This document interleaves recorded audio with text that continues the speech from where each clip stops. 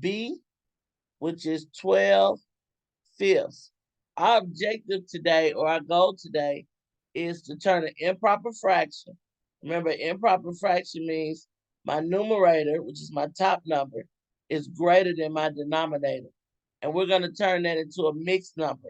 And we know a mixed number means that it has two different types of numbers. It's going to have a whole number and a fraction.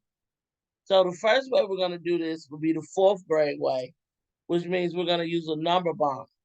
So we're going to go ahead and put this in a number bond, and we're going to use the information that we already know.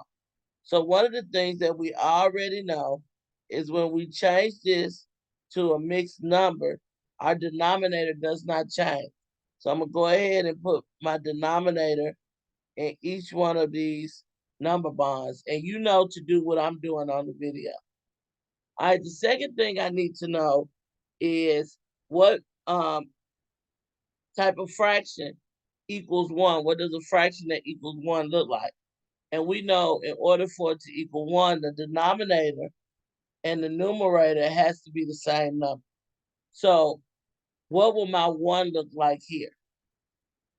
Yes, it'll be 5 fifths because my denominator is already 5. In order to equal 1, my numerator has to be the same number. So I'm going to go back up here and subtract out what I've already used. And I use 5 fifths. How much does that leave me? 7 fifths. Now I'm going to ask myself, do I have enough to pull out another 5 fifths? I have 7. Can I pull out 5 more? Yes. So I'm going to pull out another 5 fifths. I'm going to go up here and subtract out the 5 fifths I just used. And that's going to leave me how much? 2 fifths.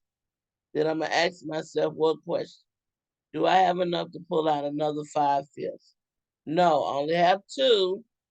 Can I pull out 5? No. So I'm going to just pull that 2 fifths to the side. Now I'm going to change my 5 fifths to what number? 1. So I'm going to change this 5 fifths to 1. I'm going to change this 5 fifths to 1. Now we know that there are imaginary plus signs between each one of these bubbles, number bonds. So that means there's an imaginary plus sign here. So I'm going to add my whole numbers. 1 plus 1 equals 2. And then I'm just going to bring over my 2 fifths. So we're saying that 12 fifths as an improper fraction is really 2 and 2 fifths as a mixed number. Now the fifth grade way, or the way we're going to be doing it from now on, because we're only going to do this like this about 3 more times. We'll divide, and this fraction bar means divide. So my 12 is my dividend, my numerator is my dividend, my denominator, my bottom number, is going to be my divisor. And I'm going to ask myself, how many groups of 5 can I get out of 12? 5, 10, 1, 2, 2 groups. Then I divide it. My next step is to multiply. I'll multiply 2 times 5, that's 10. My next step is to subtract. 12 minus 10 is 2. My remainder becomes my new numerator. And remember, my denominator never changes. So we still get 2 fifths. 2 and 2 fifths. Should have subtracted, which leaves me 2. My remainder becomes my numerator. My denominator doesn't change. So you should have had 3 and 2 fifths. Is that what you got? Give yourself a pat on the back. Good job. If that's not what you got, look and see where you did something different than what I did. All right, so let's go to C. We have 25th, 6. So again, pause it here so they can work together as a group. All right, you should be back now. They tell me you finished. So I'm just going to quickly go through it so you can check yours against what I have. My numerator is now my dividend. So what's being divided is my numerator. It's being divided by my denominator. So my divisor is 6. I'm going to write my multiples of 6. And this is just for the people that's still using multiples. If you're not using multiples, you can just check what I have here just to make sure I have 6, 12, 18, 24, 30. I can stop at 30 because 30 is above my 25. I'm asking myself what's the closest I can get to 25 without going over. It's going to be 24. I'm going to count how many groups that is. 1, 2, 3, 4. 4 becomes my quotient.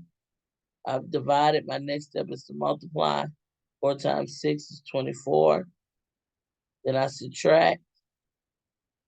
That leaves me a remainder of 1. 1 becomes my denominator, my numerator, my top number. And my denominator stays the same, which is 6. So this becomes 4 and 1/6. If that's what you got, give yourself 2 snaps. And if that's not what you got, just look and see where you messed up. It's okay. This is where we work together and we make our mistakes. It's totally okay.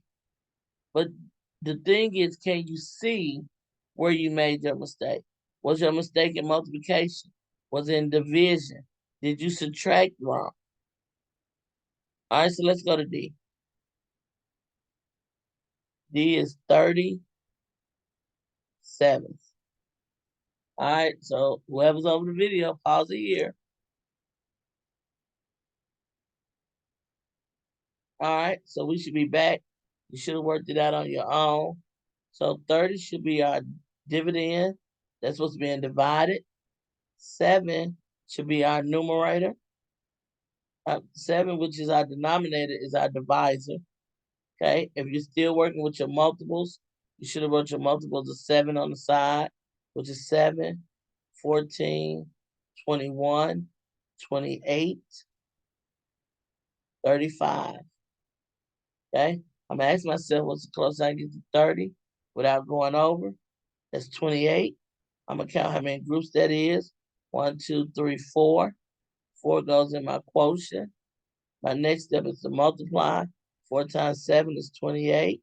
Remember, that's the number we got. Then we're gonna subtract. That leaves me 2. 2 becomes my numerator. Remember, my denominator doesn't change. It's gonna be 7. So 37 as a mixed number is 4 and 2 7s. If that's what you got, give yourself a whoa. And if that's not what you got, see where you didn't get it. All right, so you didn't get behind. Until next time, 4th grade. Bye.